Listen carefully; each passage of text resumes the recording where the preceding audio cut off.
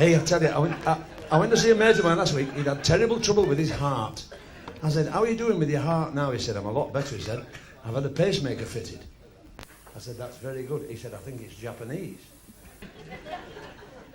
I said, what makes you think that? He said, every time I fart, the garage door's open. Now, you see, but you can't, no, you can't do that on Bullseye, can you? Oh, no, you can't do that on Bullseye. No. Hey, did you watch the last series of Bullseye where they gambled all the prizes and lost everything? Did you see that one? They're greedy bastards. I think that's awful. Now,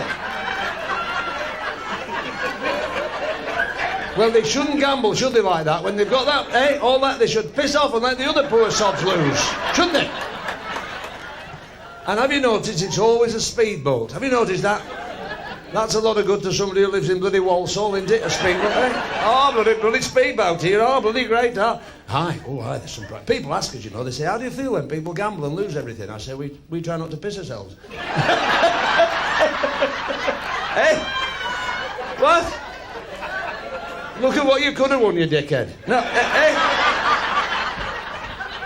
Hey, I tell you, I said to the wife's sister in bed this morning, I said, this has got to stop. I heard George talking to you before about condoms. You see, you lovely people, with respect, our more mature members of the audience. We didn't used to call them condoms, because I used to live in Blackburn in Lancashire. You know Blackburn, it's where the M6 is cobbled. Bloody rough in Blackburn. If you see a cat with a tail, it's a tourist. And we used to go to a ballroom. Do you remember the days of the big ballrooms? Do you remember that? When trousers were slacker. Do you remember?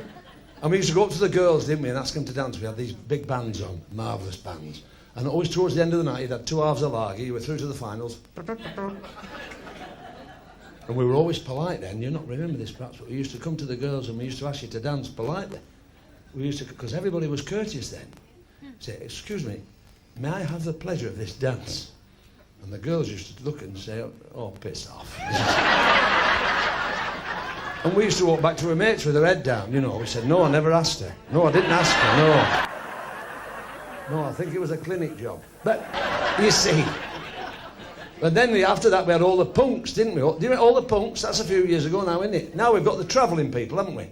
Have you seen them dickheads on the television? We do what we want, we say what we... Did you see him, that unshaven wank? What a toss-potter he was, wasn't it? Travelling people. Pay sod all tax, nothing, just leave shit all over the place and we're done. Bloody terrible, isn't it? Because tonight, you know, you should have had Ken Dodd doing this. But he's doing City and Guilds in bookkeeping.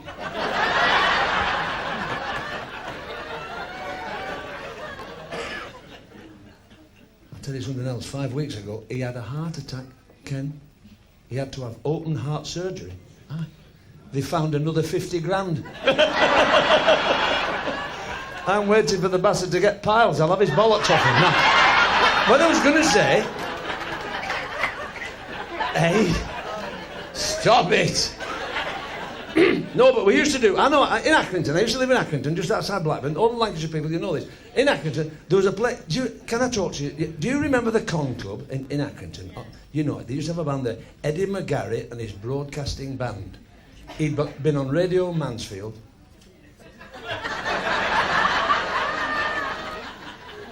It's like working a pissing welding shop, eh? Eddie McGarry and his broadcasting... And they used to have in the gents, at the Majestic Ballroom, this is in the 50s, they used to have in the gents a condom machine. But they didn't call them condoms, we used to call them blurters. Blurters! And they were just basic... There was nothing imaginative, creative about them. They were just a bog standard blurter. Packet of 3 in the thing, you took them out, put it on. Oh, yeah. I can't use them now, I need a couple of lollipop sticks to help get them. But in the days when Mr. Happy was about, you know, that would, but they were just like sausage skin, you know, nothing. Just covered, just safety. Yeah. Not now, because we've all moved on, haven't we now? The ladies have got liberated now, and with all these sexually transmitted things, oh, hey, that's bad, that AIDS is, I don't want that again. Bad. I'll tell you how naive we are, even now, about AIDS. Listen to this. A mate of mine was told last week he was HIV positive. He thought he'd got a heavy goods vehicle licence. He got went out and bought a pissing wagon. I did.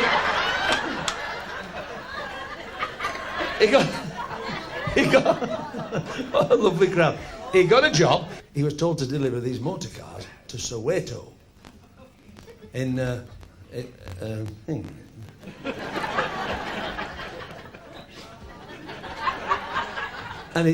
he found Nelson Mandela's house. He thought, well, I'll try him, because he lives here somewhere. So he found, knocked on the door, and he opened the door and said, excuse me, he said, I've just got my HIV, I've got these cars here. And they addressed it, and Nelson Mandela said, have not ordered no cars. You'd swear he was here, wouldn't you? He said, no. He said, I've got it. No, I've not ordered no cars. Not got none on the list to come here. And the driver said, did Winnie order any? He said, somehow I don't think so. He said, give me the piece of paper. I'll tell you what you got to do with the cars. He read it. He said, you got it wrong. He said, it's not Nelson Mandela, it's Nissan main dealer. You can't get cross at that, though, can you? Because, like, because if you do the accents now, you know, we have all these do-gooders doing this, you know. They're all over the country now, these Save the Ferret in Mansfield. Hellfire. Ridiculous. And they're all at it now. You can't talk about... For instance, I heard George... Scottish people in? Got some Scottish people? See? Now, I'll give you an example now. Listen to this. I'll tell you how daft we've got about it, right? It's got a great race, a great proud nation. Right? A lovely story about the Scotsman got up to heaven. He knocked on the gates of heaven. St. Peter said, who's that? He said, it's Angus MacTavish. St. Peter said, you can piss off, we're not making porridge for one. Now, there's no... Now, the first people to laugh at that will be the Scots, won't they? You don't mind that, because you know we don't mean it. It's like the Welsh. Have we any Welsh in? I can't stand the bastard. Listen, I didn't mean that. Because you know we don't mean it, you see. With the Welsh, you get more than 5, you've got a pissing choir on your hands, haven't you? Isn't it? You see, I'll tell you something. I just thought about something now. It only just came to me now. I think Jewish men are a bit bloody arrogant, if you think about it. Because they have a bit cut off before they know how big it's going to be. There's no skin off my nose, I just thought I'd mention it to you. Because my wife's into that oral sex now, she turns her back on me and talks me out of it. What I was saying before, listen, we were talking about them things, them blurty things you and me know about. Right. No, I don't mean that, you and me. You're a bad bugger, you, eh? Where are you from, eh? Burnley. Oh, this will be new to you then, electric and curtains, won't it, from Burnley? Hey, I know Burnley well. Hey, I used to go and watch them. Turf Moor from Accrington. I come from Accrington. I bet you've flattened some grass around East Lancashire in your time, haven't you? Hey, what? Hey, by Jove, like, bloody grand. Lovely. We know, don't we? We don't mean it. Come out and have a giggle, don't we? Because it's awful. You can't be careful what you talk about now. You can't talk about religion. That's a terrible business. Like the Pope, he wears underpants in the bath, you know. You can't bear to look at the unemployed. The bishops in Ireland, they get bloody blue Peter badges for bonking, but the bishop's not allowed to do it. I pissed myself when he got caught out, didn't you? Because they're all at it, you know. They're all at it. But what a great nation we live in when you think about it. We can talk about... We must never lose sight of this. We come on here in one of the best rooms in Blackpool, right? Great audience, fabulous crowd, lovely compet, light, everything's right. Come on to have a laugh. We're not here to cause bother, we're just to have a giggle. We don't mean any of it, do we? We don't mean a word of it. Like Arthur Scargill, you see. We can talk about Arthur Scargill in the same breath as we can talk about Maggie Thatcher. Can't we? Arthur Scargill went to be circumcised about 4 years ago and he's laid on the slab and the surgeon looked at him and he said, we can't do that to this man, there's no end to this prick. You see, now... But you can tell them, can't you? Because... Are you all right down there? We don't mean it, do we? We don't mean it. Do you remember Charlie Williams? Hey, what a lovely man. The only black Yorkshireman never to go down the pit. He used to come on, didn't he, Charlie? Do you remember when Charlie used to walk on? He'd say, "Hey, the rate, old love, the rate, the rate. If that doesn't laugh at this joke, I'll come and live next door to them." Do you remember that? We used to laugh about it then, you see. We got all... Now, you see him, like, there's a lot of Pakistanis in East Lancashire. A lot of them. I'd never knock them, because they work hard. Grafters. See a block of terraced houses, you open a shop, don't they? Never knock them, because these shops, they're open 27 hours a day. 36 on bank holidays. And they always have the wife on the till. They keep it in the family, don't they? Put the wife on the till with a tea towel on it, don't they? "Oh, coming in, clever Dicky. Watty. Trying to sell you these curries. Don't be caught up. That's the only thing they tend to do. Try and beat us at cricket and try and sell us curries. Get their own back on us. If they try and sell you a Vindaloo curry, they say, "Oh, getting Vindaloo curry, very good for you." Well, butting. Oh, don't have one. If you have one of them when you go to bed, after you've had one of them, just before you go to bed, put the toilet roll in the fridge.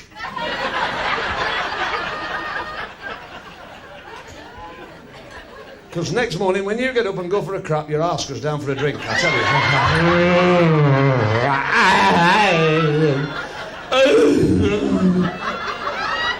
Oh, you go for a crap, it's a raffle.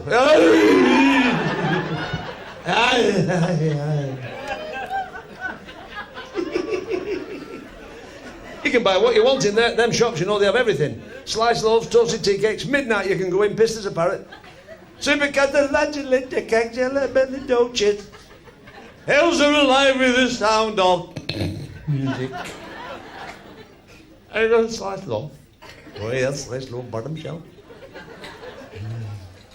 Have you got any tasted toe cakes? Oh yes, getting tasted toe cake. But you can get an A35 gearbox. No problem. In a really good shop, you can get a book on fly fishing by J.R. Harker. You can. But let me tell you, so never knock them, you see. Learn to live with one another, because you're not here long enough. Honest, it's not worth it.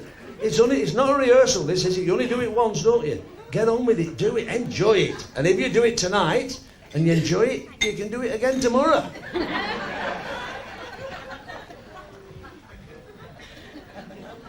This woman went to the doctor. She said, "Excuse me, doctor, it's my bust."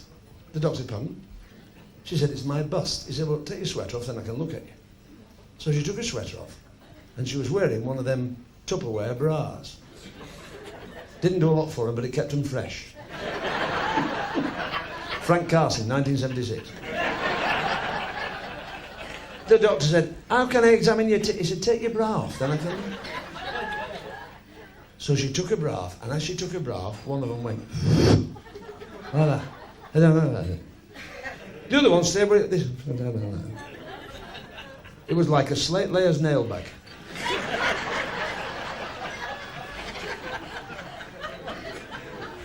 And the doctor looked, he said, "What's that?" He said. And she said, "Stop doing that," she said. He said, "Why is that down?" And she said, "It's my husband, he's obsessed with my left one. It's the only one he bothers with. Every night when we go to bed, The doctor said, "But I've been married 25 years, and I've got a favourite one, and my wife's a normal." She said, "I know, but we sleep in bunk beds." You see, it's a problem. Because it's the tugging. It's the tugging and doing. How are you going to take this bloody photograph or what? Yeah. Hey, I'll tell you. I just saw it. George told me tonight before we came, and because the management of this hostel, he told me, he said, "Upmarket crowd tonight." And I looked at you all, I thought, yes, he's absolutely right. I could see some pretty girls at the front and well-groomed, lovely. Obviously, you're the sort of people, when you're at home, if you go into a posh do, it's a bath job, isn't it? You know what I mean, don't you? You put the immersion heater on for half an hour, you save up. Have you seen your meter go round when you put that immersion heater on? Have you seen your wheels go round that? Hellfire, they piss around, don't they? It's awful. When the wife puts the immersion heater on after 5 minutes, I tell her, "Switch it off! Manage with an inch." You have done for 32 years. But you leave that immersion heater on, don't you? And when they do say an Englishman's home is his castle, but it's not, it's your bathroom. You tell me if I'm wrong. You'll all have done this, 6 to 90, don't matter, male, female, don't matter. You get in the bathroom, don't you? Eh? Bolt the door, you're on your own. It's Fantasy Island. Isn't it? You stand there, eh? Take your dressing gown off. Have a laugh. Maybe a search. And you run your bath, and the water's in the bath, it's red hot. You could boil an egg in it. No way can the human frame stand that temperature. But you've paid for that electric, so stuff them. You're not cooling that down, you're having it, aren't you? You're having your money's worth. You're going to have that bath if it kills you. Tell me if I'm wrong. Hand on the side of the bath, isn't it? Up with the foot, is it? Is it? You lower your foot down, you've all done this. And when your foot touches the water, it's this, isn't it? It's, oh! Yeah. And you lower your foot down saying things like, oh, you bastard.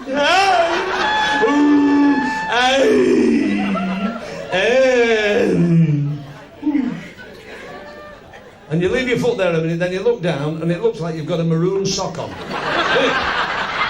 Hey? Now you think that's cooled the water down, don't you? So you put the other foot in there, don't you? Oh, you bastard! Oh! Hey! And it doesn't stop the steam coming up, does it? All the steam's coming up, still carries on round the lunchbox and the old, isn't it? Hey? Hey, what?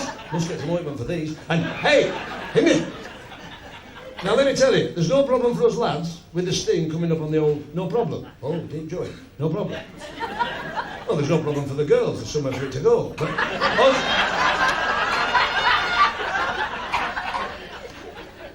us lads, girls, you're going to learn something now. Us lads, steam on the winkle. Hey, excellent. Oh, it's very good. Steam on the old, trouble, up on the old foot. Steam on it, on the winkle. It's a greenhouse effect. Right. Oh.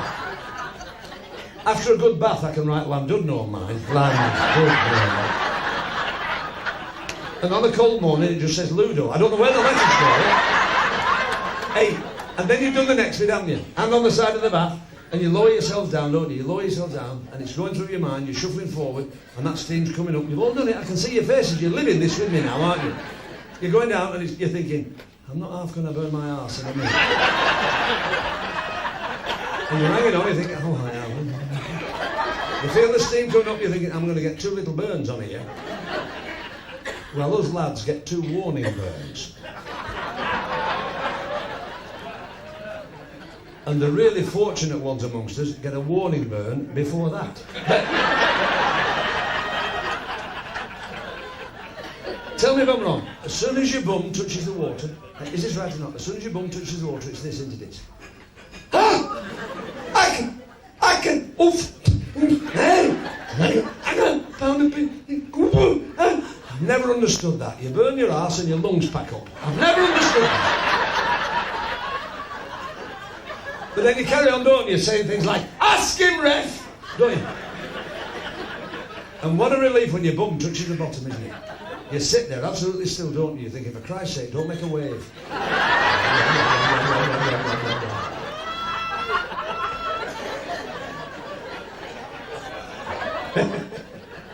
And then you lie back in the bath, don't you, the old winkle bobbing, eh? You think to yourself, I'll just put some Radox in, then I can have a pee and nobody will know. You do that? Because we don't bother in Blackpool, we do it in the sponge and squeeze it in the sink, don't we? We don't bother with that, do we? We don't bother with that. Well, it's lovely to see you, and what a nice crowd you are. And we're delighted you're on this very special occasion, because it's very special for me and all of us, because it's taking me back down memory lane, going back to the comedians. We'll have a talk about that, because we can do it, you see. We've got 4 cameras going, and you can cut all these bits out. Like when you say bollocks, you can cut it out. You can't cut that out, because I didn't leave him anywhere either side, you see. Lovely Bernard. You remember Bernard Manning? Have you seen Bernard work? Well, I did a show with Bernard. Now, let me tell you something about Bernard. If you've never seen him live, go and look at him. And don't be faint of heart. Take the kids to explain the gags. But, you know, I'll never forget, he was one of our big heroes, was Bernard. A kind of man you couldn't wish to meet. And he told this story. He was on a I better not mention the name of the show, the name of the person whose show it was, because it's video of this. But he was on the show with a very, very patronising lady. Right?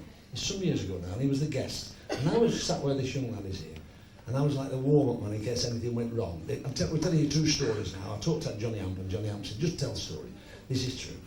They had on, the lady whose show it was, she had a social worker from Canterbury. She had a raving puff from the Ballet Rambert in London. And on the end 2 seats, she had Bernard. Now, Bernard's a big lad, and Bernard doesn't take any prisoners. It's lovely. And the show was 40 minutes, and it was live. Now, there's no live television now, very little, because they don't risk it, especially with people like Bernard, you know, or Stan Boardman, who talks about fuckers coming in with Des O'Connor, you know, right? You know, Oliver Reed takes his dick out. You can't, you know. George Best tries to sit up. And that's an Irishman reminded me about that one. No.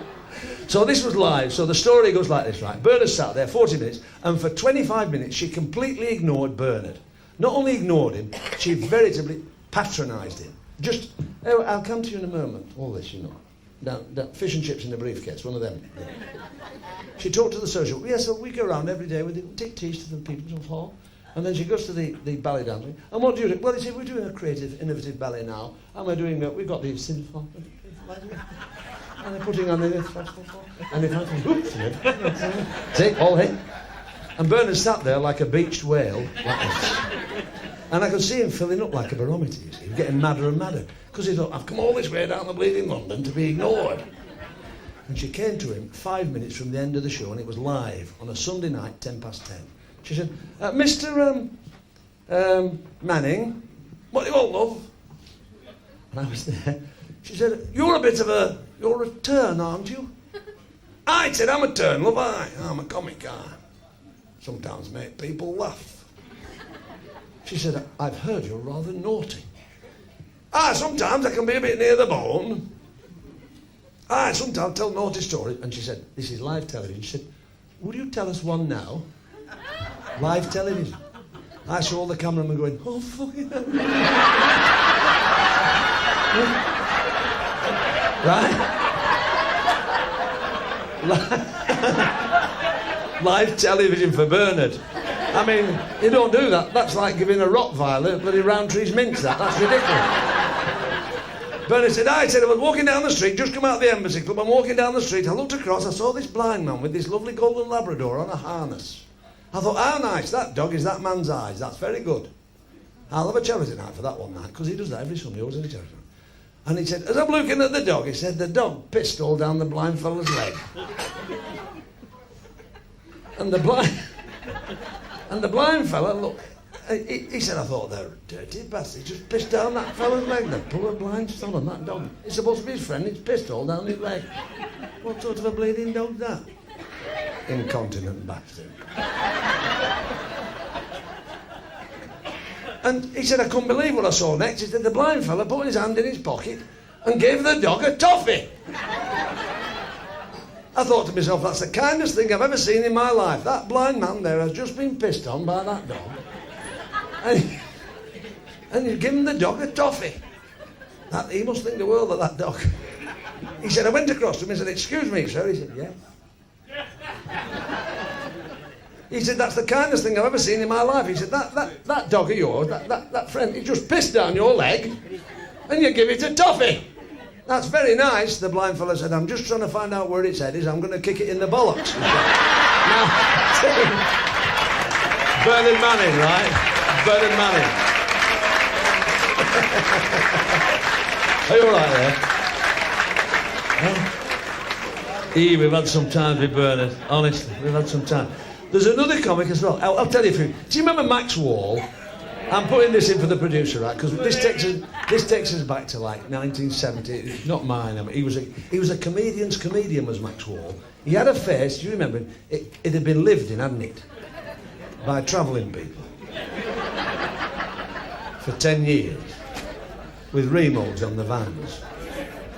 And Max Wall used to come on. If ever you saw his act, did you? You might have seen, with the same. I keep going back to my pal in Blackburn. He used to do the theatres in Blackburn. Did you ever see Max Wall in Blackburn? Did you ever see him? No, you know, he was good. He was a comic, you know. He was going for, oh, yeah.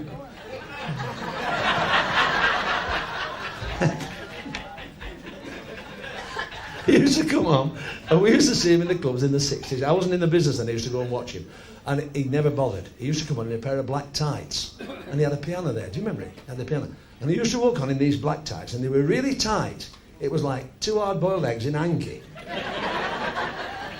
With a king prawn if it was warm. And he... Keep going, you bastard. And this is Max Wall. Now, I do my impressions, but I tell you who my impressions are before I do them. Because they're crap. Right? Max Wall used to walk on in these tights, and he used to stand there. He used to come to the microphone, and I used to, I thought, what a comic. He used to stand there, he used to say, hello? All right, Darwin?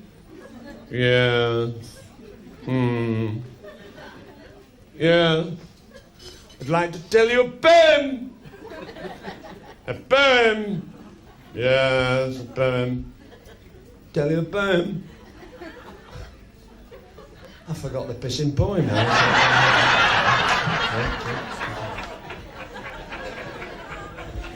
Bowen!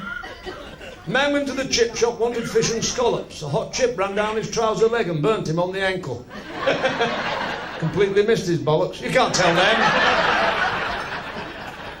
Hey, we go back. Hey, I'll tell you what, I'll take you back some years. I'll take you back to Blue Peter. Now, this'll take you back now then. When did Blue Peter start? I'll save you worrying about it. 32 years ago. Blue Peter, when it started. Do you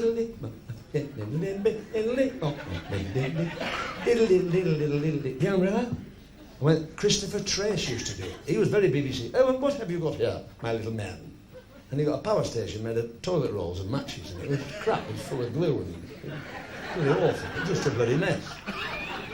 And then they got John Noakes. Do you remember that? Hey, what did he do to the English language?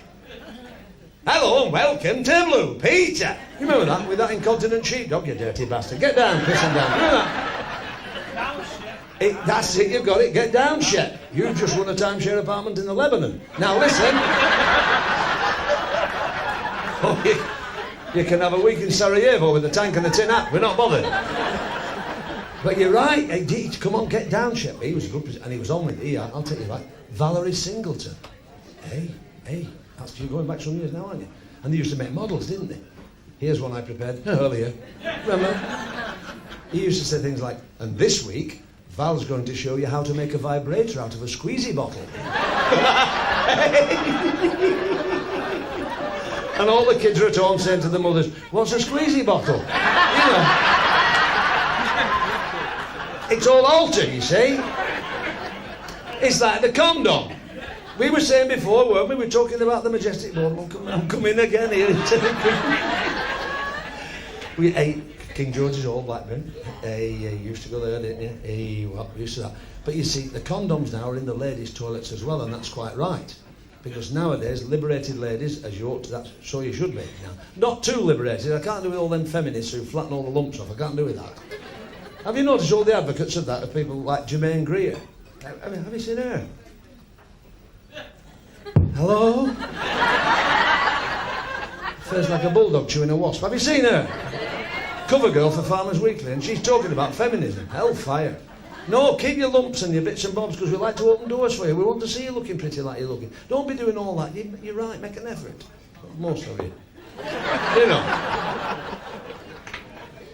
What was I saying then? I was saying about the girls. Now, what happens now, you see, they have these condom machines in ladies' toilets. Because if the girls feel, and I quite agree with this, because you're quite right, girls, you can be easily tempted. You know, if you're out with a good-looking fellow and suddenly you start getting all, and you're thinking, I think I might, and Mr. Happy's there, and, you know, and you're ready for a bit of rumpy-pumpy, you know, it's as well if you're prepared. You don't want to be going on catching flu and that, do you? You know what I mean? So we used to have them in these, there were metal boxes, and you used to put 2 bob in with an anodised knob, and you banged it and the packet come out of 3. That was it. Not in the ladies now, it's a beautiful plasticized machine. You can get all sorts of condoms now. I heard George talking about it earlier on. Never mind your basic slide-on front seat of condom. Oh, no, not now. Oh, no, they've got all sorts now. They've got ribbed ones, spiked ones, extended ones, coloured ones, flavoured ones. Last week, I bought a luminous one. I thought, well, I'll go on tonight. If anything's going to happen, I'll put it on and put my head under the sheets and have a read. You know, I thought I'll just, you know. But, you see, what a lovely crowd, yeah. No, I was telling you before, you see, the job is now, it's a great nation we live in, and don't get upset about it. If you see a comic on, we're never going to get it right for everybody, you see, in this business. It's just like you go to work, you're never going to have a perfect day, are you? If you work in an office, you're going to have an argument with somebody, you're going to get type a letter wrong, or you're going to put a wrong nut on something. With us, you see, we have the odd, so we're going to get it wrong with 300-400 people in a room. There's one or two going to say, no, he's crap on television and he's worse live. We're going to get that. And we'll lose a lot of sleep over that.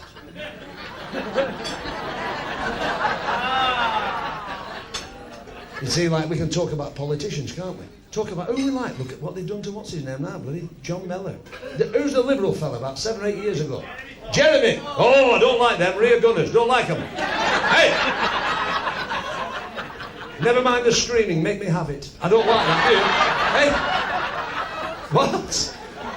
Who put the sand in the Vaseline? I don't like that.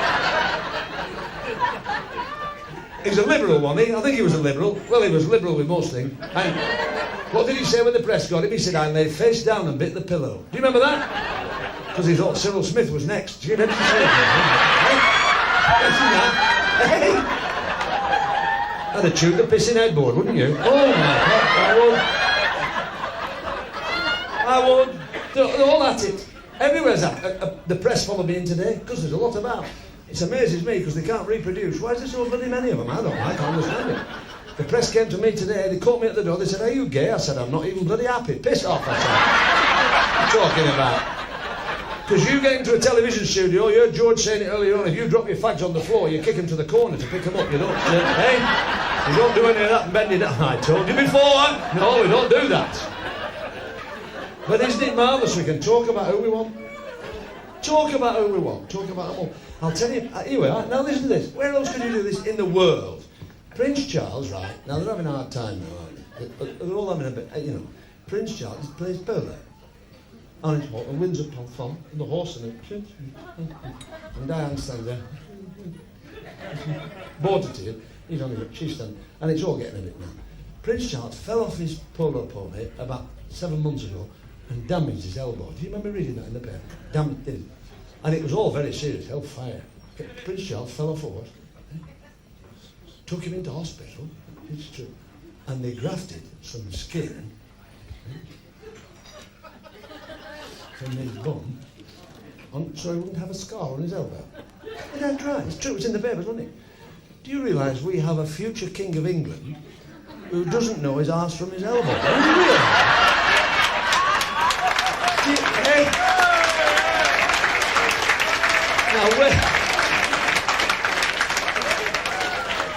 Now, all I'm saying to you, that's the great nation we live in. You never knock it. And when anybody starts getting at it, you look at all these other countries making the balls of it now. Hey, we don't have earthquakes, do we? Los Angeles have them. The earthquakes or fires or something. Russia don't know who they're fighting for. No. The Italians have surrendered just in case.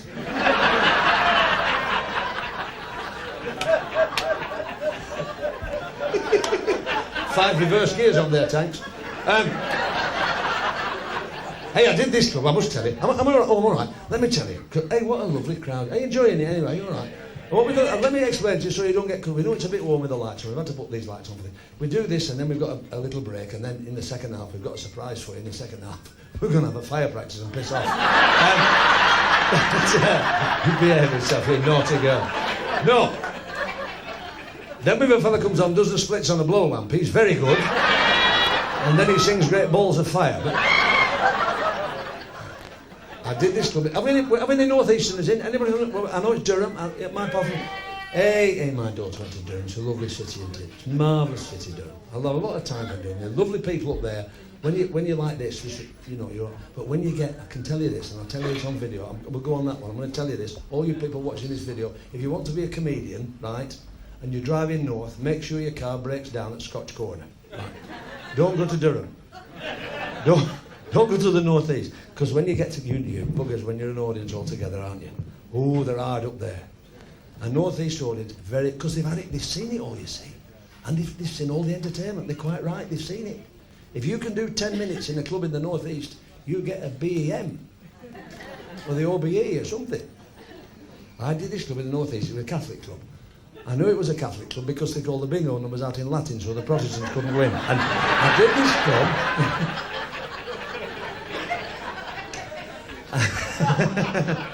Hey, I'll tell you what, I couldn't believe the design of the club. Now, here we are tonight in a lovely room in Blackpool, aren't we? And you're all comfy, you can see the show, you've got it'll all happen, like the dances and all the business, and the sound's good, the lighting's good. I did this club, the loser at the back, anybody who doesn't want to listen to the show can discreetly go behind the pillars there. It's lovely. It's perfect for a performer, this. Honest, it's brilliant, because we can see you and have a chat to you, see the whites of your eyes, as George said. It's lovely to see you like that. But I did this club, I couldn't believe it. I was on stage, 10 o'clock, and they're all getting in. Hey, when the boat comes, kids are late, come on, hey. Go home, while they're henny and get the hen and get the Scottish Geordies they were. And got a bit mixed up then with the accents. And I couldn't believe it. It was the ladies' toilets were just there, and the gents were there. And I was on, we understand you've got to go to the loo and you pay your money to come in, you pay our wages. So we're not going to have a pop at you for going to the loo, or if you want to walk out, it's your choice because you're paying our bills. But they couldn't help it, they've got to go to the loo. That's where the architect had put them. There and there. And I watched, and they go in the toilet all the time along. There's this fella saying, excuse me. And this fella went and stuck it away, excuse me. And I studied it, and I realised that the women never go, or the ladies I should say, what's wrong with that women? I'm not saying, don't say women, say ladies. The ladies never go to the toilet on their own. They always take a friend. They say, come on, Mary. And they go, and I studied this, I went through with this, I almost did a dissertation on this. When the girls go to the loo, they've no decisions to make. They walk into the ladies, and there's cubicles there, and that's it, isn't it? Wash basins, hand towels, everything. Cubicles. Whatever bodily function you're going to perform, the girls, you've no choice. In you go to the cubicle, isn't it? Whatever you want to do, bolt the door, sit down, and grab the hole, make as much noise as you want.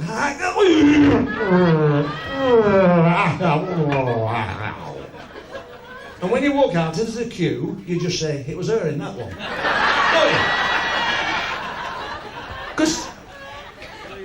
Because ladies don't fart. Do they? We do, us lads do. We're there next, go on, give us a good one, flutter your trousers. Hey, that was a good one. We do, we try and play tunes. Not the ladies. Now I'm going to tell you something. The ladies break wind. And quite right, and stay like that. Feminists don't break wind, they fart. But ladies, they break, and you can tell, I've studied it. You can tell because you stand there and a little smile comes. You can tell. They go, what? Watch, they go.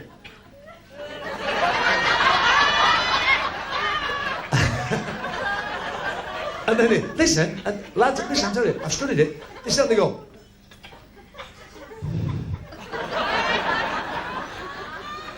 And then they walk away and let their husband take the blame for it. Let me tell you, honest. I've been to so many parties and they're standing. You know what you do? You go to a party at a house and you're having. How's the wife? All right. Children doing well. Good. Have you paid? How's the gas? Everything fine? Yes. And I've been standing. I've done it several times. I've been with George King. We've been to parties and I've said to George, "There's one here," and the lady's been there. I've seen the smile come. I've thought, "There's one in the departure lounge there." And sure enough, and I've known what's going on. She's walked away. She's gone over here. We've all been here. We said, have you shit yourself? What's going on? She's at the other side of the room, jumping up and down. She said, I just farted. I think it's a trick. Us lads, when we go to the gents, we've no choice. We go to the gents, we walk in there, don't we, in the gents, after 3 or 4 pints of lager. Chimney me, chimney me, look at me. Typical of fatty chest. Hills are alive. Then we stand there, don't we? Dive, hand on the head on the chrome pipe.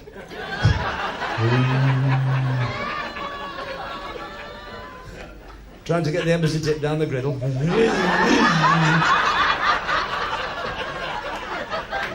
We're not allowed in the cubicles unless we mean it. Unless it's a sit down. And what we do, us lads, you girls are going to learn something now. When we're in the gent and we're standing there having a whittle like that, when all the lads come in, it's busy, you know, when all the lads are in, we tend to whistle. And we tend to, shouldn't tell you this, but we tend to peep over. Just to see what division we're in. Vauxhall Conference. And I was standing in this jet and this big fella walked in. He was massive. When he walked, he was 6'19", never been bricked. When he walked in, it went dark. I thought, if he says it's Wednesday, it's bloody Wednesday. He walked in and stood in the next stall to me, standing there. I thought, I wonder how, he's a big, like, hellfire, man, up here. He was big, oh, aye. I looked at her. I wonder how big he's in the old, you know, the engine room. And I looked at his feet, his shoes, you know, because that's a fair indication about your tackle. My feet are a bit cramped in these shoes tonight.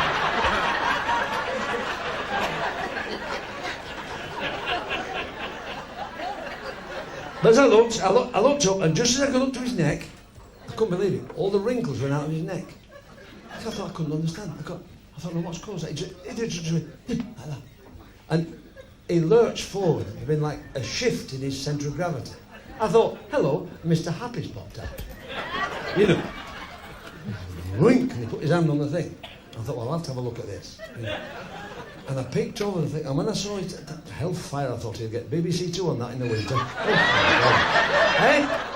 With a wind up his arse in colour. I couldn't believe that. And he caught me looking, he said, what are you doing? I went,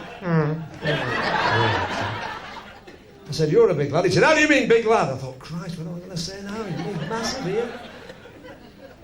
I said, well, you've got 4 fingers round it, you know. I thought, I've covered it, I've saved it, you know. He said, well, you've got 4 fingers round yours. I said, I know, but I'm pissing on 3 of them. I told him. Because I couldn't stand the bother, you see. You can't have the bother, can you? You mustn't have it. And there's a lovely story about this fella, isn't it? I feel like Frank Cat, Jimmy Cricket, there's more. As this fella went to the doctor, he said, no, me not, no. And then, no, didn't my foot up on, did he mean? Aye. Did he? Oh.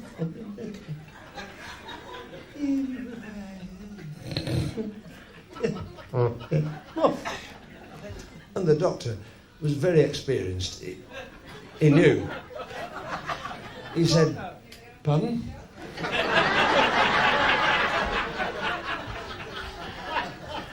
And this fella carried on. He said, oh. I know. Why? What?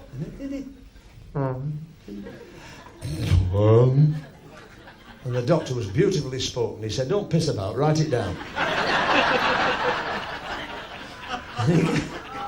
He gave him this pen. And he wrote, dear doctor, I have terrible trouble speaking. Could you help me? And the doctor read the note. He said, say no more. He said, I never thought about that. That's good, that. No, that's not the guy. No, that's just what he said.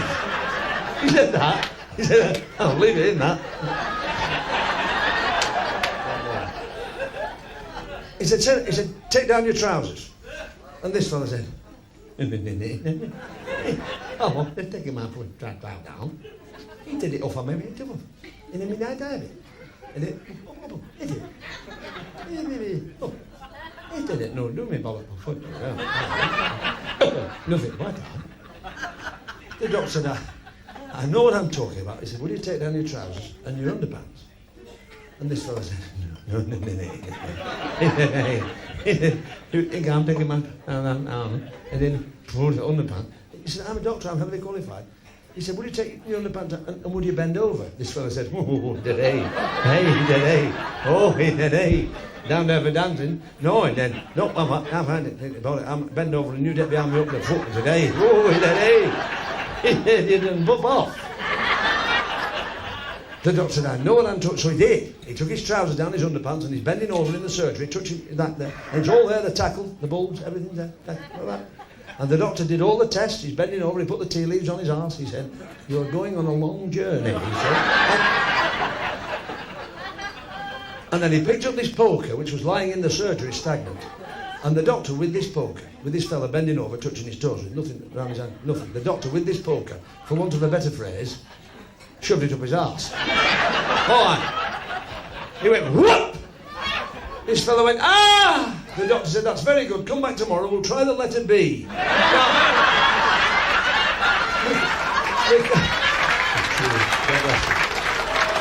Good help. Hey, Hellfire. It's lovely to see you. Lovely to see you. You get all these daft stories, don't you? And all these alternative comics now, aren't they? All them. I can't understand them. Can you understand all them? I can't understand them. Like, we used to just get up and do it, didn't we? There's a lovely comic down in the West Country. A dear friend of mine, one of the funniest men I've ever seen. You've probably seen him on Des O'Connor. Talking to you again now. Called Jethro. Yeah, you forgive the accent, because I know we've got somebody in here from down in towards Somerset where Jethro, right? And he tells this lovely story about his friend Denzel. Now, Denzel Pemberton, you got it right.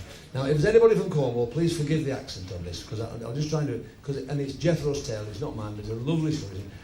My friend Denzel decided to ride his bicycle from Truro down Penzance on his bicycle. He thought, I'll have a ride on my bicycle. So he's riding his bicycle down to Penzance, and halfway down there he decided he needed to have a piddle. He thought to himself, I'd better stop and have a piddle, else I'm going to look a fool with my trousers wet in Penzance. So he thought, what I'll do, I'll stop along the side of the road and stand in the hedge or something and have a piddle against the hedge and look out into the fields, and people will see and think I'm looking at the cows in the field. Proper job. So he's riding out and he sees this wall. He thinks, what I do, I stand there against that wall, I have a piddle, and people won't know that I'm having a piddle, because it's not allowed on the street with no toilet, and have a piddle anywhere. And people will think I'm looking at the cows in the field. And as he got off, he put the bike out, and he saw there's a hole in the wall. He thought, proper job. I put my Mr. Happy, I put him in the hole in the wall and have a pin, and it's even more discreet than it would be if there were no hole there. Because nobody can see my John Thomas. He's in the hole. I have a piddle, proper job. So he's standing, he puts it in, he starts looking, and the hand grabs it.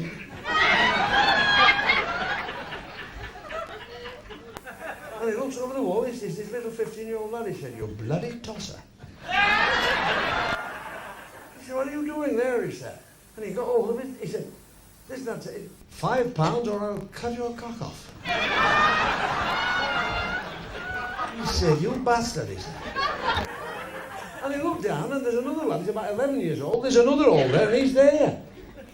And he says, are you on the same bloody game? Yes, I am. He said, and there's a 5-year-old, they trained him, 5-year-old at the end, another hole in the wall, he's at the bottom. He said, you bloody toss man at the end. He said, are you doing the same thing there? Grabbing on, he said, yeah, and he looked at the guy who had all this, he said, how much have you made today by threatening to cut people's cocks? He said, I made £310. He said, well, you're a bastard. And he looked at the lad age 10, he said, and what about you? He said, you bloody whitey-ass reject. He said, how much have you made? He said, I made £150. Well, he said, you're a bloody bastard as well. And he looked a little lad, 5 years, he said, how much have you made at the bottom? He said, I made £5. He said, you haven't done quite so well as the other two, have you? He said, no, but I've got a box full of cocks, he said.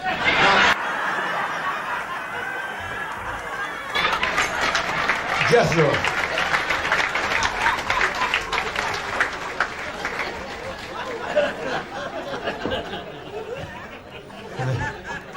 Bullseye, I'll never be the same again for you now, will it? Hey, you've been lovely. You've been really right, Granny. You're still comfy, nice and warm. Get your drinks in, that's it. Look, the girls will look after you. Come and get the drink. That's big, look after you. Oh, how is all? I heard all this. This woman went to the doctor. She said, doctor, she said, I've got this lump in my groin. The doctor said, pardon? She said, I've got this lump in my groin. He said, well, lift your skirt, pushing it, and let me have a look at your thing. So she's up with the skirt down with the knee, and the doctor's in with the front end. He said, oh, he said, look at that, he said. Oh, he said, oh. He said, he said, you've got a lump in your groin. She said, I know I have, you prat. She said, I want to know how I got it. The doctor said, lump in your groin, your husband. How big is he? Has he got a big, is he sort of, what's he, how is he like, you know? She said, is that big? And that's in August. The doctor said, is that as big as it gets? She said, yes, that's all right.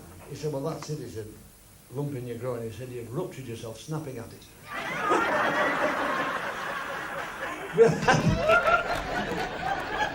Hey, wait. I'm all right. I don't overrun. I'll take you back a little way, just not too far. We talked about Blue Peter, we talked about the comedians, and lovely Ken Goodwin. You remember Ken Goodwin?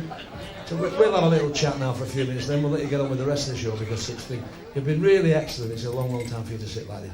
But like Ken Goodwin's still working, and Charlie, and Bernard, of course, is still doing it all, and all getting out, doing the business. We go back, you know. Can you remember? I'm going back to my friend here for a minute. No, nothing to worry about. I'll tell you how naive we were when we were, like, you know, before we had telly. I'll tell you how thick we were. We had a ventriloquist on the radio.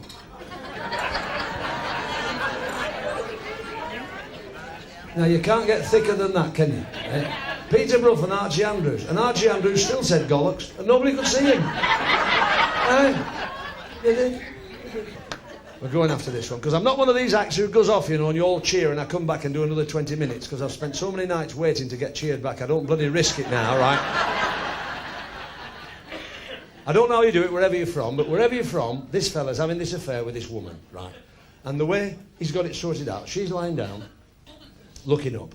He's on top, looking down, and he's giving her a right seeing to. He's giving her some stick. He's left the light on, 40-watt Mazda flickering, because it makes him think he's doing better than he is. She's lying down, he's on top, he's giving it all the business. Like, she said, just a minute. He went, He said, what is it? She said, I'm a little bit kinky. He said, well, I had noticed with the German helmet.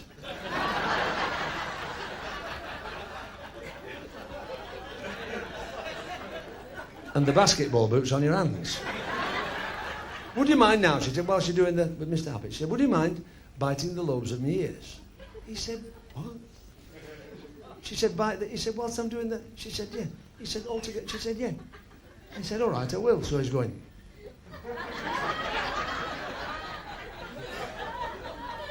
She said, just a minute. He went, because he was getting going.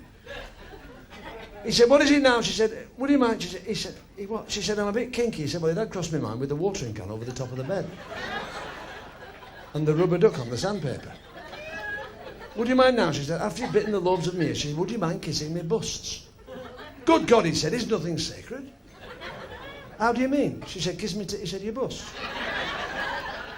He said, after I've bitten that, she said, yes. He said, whilst I'm doing that, she said, yeah. Mm-hmm. He said, all right, I will. So he's going.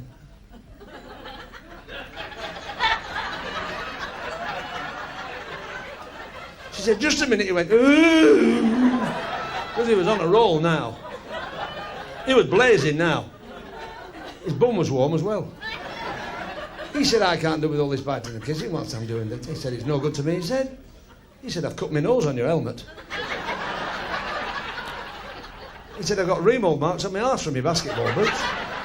And the rubber duck's pissed on the sandpaper. He said, it's no good. He said, is it all right for you what I'm doing, the biting and kissing whilst I'm doing this? She said, what are you doing for me? She said, it's smashing. Super, great. Now, let me tell you something, girls. When you say words of encouragement like that to us, when we're doing the old, when you say things like that, it makes us feel adequate. Better than you lying on your back saying, look at the dust on them curtains. It's better. She said, have you taken any precautions? He said, yes, I've strapped a plank to my arse. She said, I don't mind. Would you mind now? She said, after you've bitten and kissed, she said, would you mind tweaking my bum? Good God, he said, it's pantomime time. 10 miles to London and no sign of Dick. How do you mean?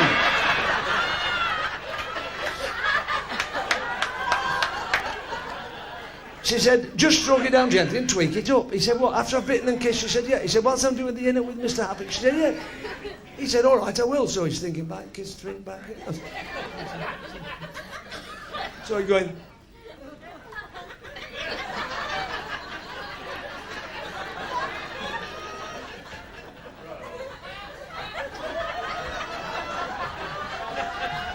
She said, just a minute. He went... He said, what is it now? She said, it's fell out. He said, I'm not surprised. I forgot what I was doing. Good night. Thanks for coming. Safe journey. God bless you.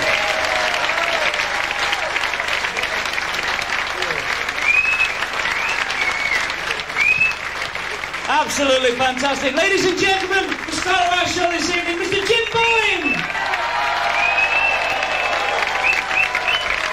Jim Bowen, ladies and gentlemen. Absolutely fantastic. Excellent show. Well done, Jim. Jim Bowen, ladies and gentlemen.